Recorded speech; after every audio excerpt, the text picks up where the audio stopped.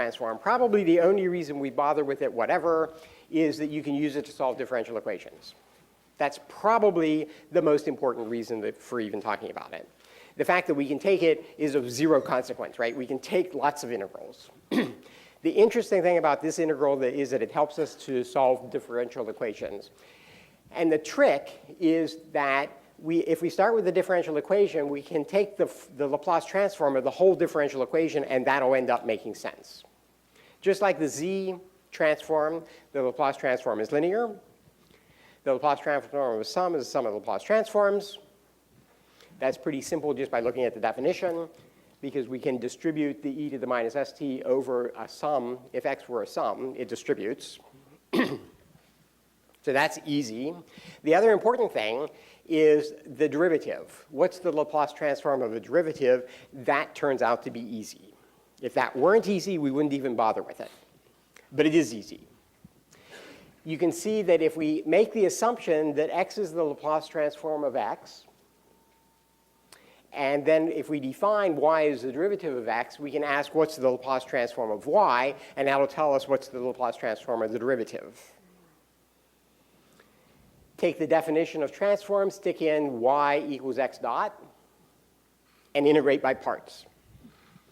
You all can integrate by parts much better than I can, right? Because I took it 35 years ago. But it's very easy to see that if we call this u and this v dot, the integral of u dv is uv minus the integral v du. The trick is that taking integrals and derivatives of this part is easy. It's an exponential. Exponentials are the one function whose derivative has the same shape as the function. That's the reason it's easy. So that means that I can easily integrate that part. I can easily differentiate that part to get something that looks just like this, except it's multiplied by minus s. And that minus s is the only thing that ends up being important. The Laplace transform of the derivative is s times the Laplace transform of the original function. Okay? Differentiating time is the same as multiplying by s in the Laplace transform. Because of that, it's trivial to think about the Laplace transform of a differential equation. Linearity says you can do it term-wise, and a differential equation is something that has a bunch of derivatives in it. Those all turn into multiply by s. So you end up then with this differential equation being replaced by this. Okay, so I replace so the Laplace transform of the derivative is s times y. The Laplace transform of y is y. Now I have to figure out the Laplace transform of delta. Okay, it turns out that's easy. What's the Laplace transform of delta? That's why we like delta functions. Delta functions seem mathematically bizarre, but they're so easy to work with. That's the only reason we use them. If you think about the Laplace transform of delta, just stick it in the formula. The interesting thing about the delta function is that it's zero almost everywhere. So we don't need to worry about the product except where the delta function is not zero. Because the delta function makes the time axis mostly zero. The only place that's not zero is zero. So the only value of this function that matters in the least is its value at zero. If you think about what that looks like as a picture, so if we have something that looks like e to the minus st, and if we multiply by an impulse, the impulse is zero, except it's zero. The only thing that survives that multiplication is the value of e to the minus st at t equals 0.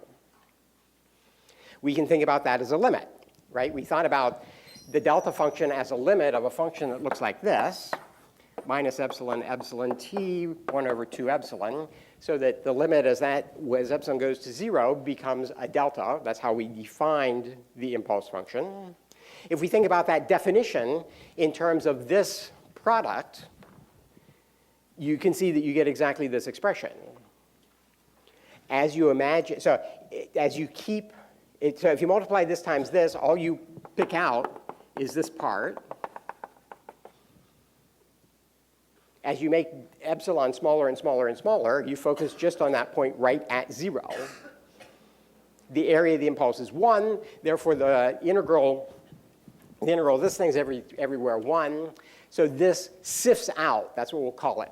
So this is called the sifting property.